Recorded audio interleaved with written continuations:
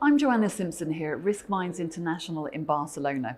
Joining me now is Mark Findlay, Global Head of Financial Risk Analytics at S&P Global Market Intelligence. Thank you very much for joining me. No problem, thank you. And just tell me how you're finding the conference so far.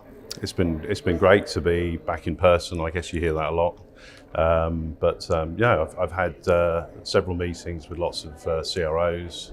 It's great to see them back here in person. The talks have been very relevant, interesting. And it's been a great venue to deal with it in as well. And what challenges do you see for sell-side firms next year facing volatile markets?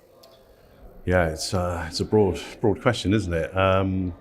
I think for my group within S&P, we're definitely looking at XVA as a major challenge for banks, being able to handle the capital impacts on their trading books, being able to look at calculating CVA, MVA, the funding part, capital being the CVA part. I think all of those RWAs are rising, and I think that's a big challenge for banks. I think linked to that is the initial margin, and being able to project that forward accurately is a big challenge, both computationally and quantitatively.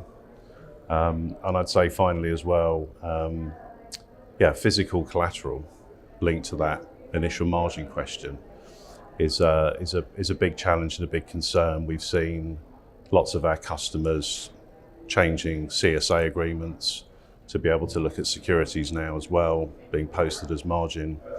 So being able to optimize that is key. And I also think that we've seen that amplified recently with the UK pension funding crisis, with gilt yields going up. And I think that's led to a bit of a scramble to look at how those securities are now posted. So helping banks to optimize that, I think is a key challenge, and definitely one we're going to be looking at very closely. And what's your priority for product innovation and why? Yeah, I think you can go in so many different directions, but we always tend to choose at S&P to put everything customer centric and customer focused.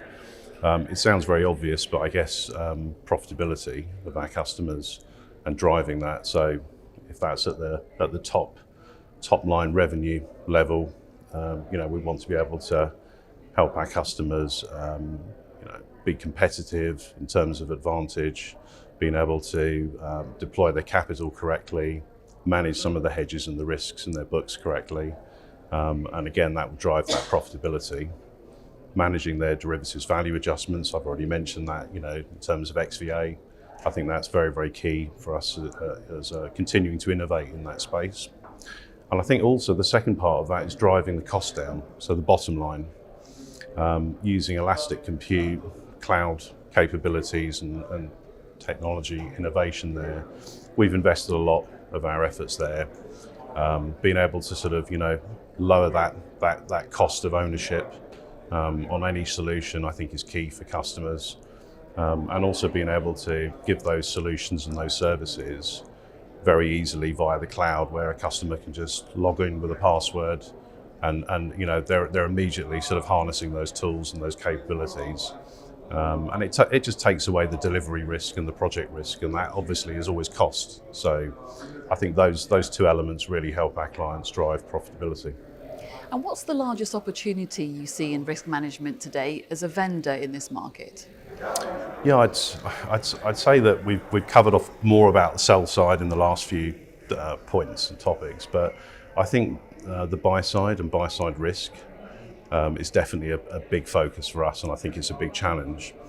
I think you've got an option now where the front office is looking to get closer to risk, or risk is looking to get closer to the front office. Portfolio managers want to be able to look at risks on demand.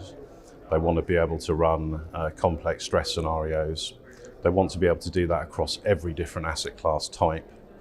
And also they want to be able to do that across some of the sort of new emerging risk factors, whether that be private markets, renewable energy, or even ESG as risk factors. So I think that's something we can definitely explore, and how to sort of make the best of that. Mark Findlay, thank you very much for your time. Thank you, appreciate it.